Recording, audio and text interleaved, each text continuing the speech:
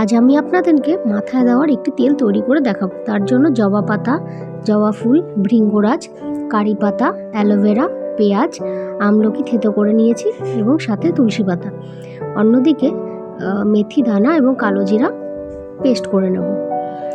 আমি plane coconut oil ব্যবহার করেছি, কোনো কেমিক্যালযুক্ত তেল আমি ব্যবহার করছি না। তেল একদম উষ্ণ গরম করে নেব, কারণ বেশি গরম করলে হবে না। একদম উষ্ণ গরম করে একে একে সমস্ত উপকরণগুলো এর মধ্যে দিয়ে দেব। দিয়ে অনেকক্ষণ ধরে ভালো করে জাল দিতে হবে। একদম জাল দিতে দিতে যখন এই সাদা রঙটা তেলের যখন একদম সবুজ হয়ে আসবে, ঘন হয়ে আসবে, তখন আপনারা ছেঁকে নিয়ে এটি শিশির মধ্যে ভরে দীর্ঘদিন ব্যবহার করতে পারবেন।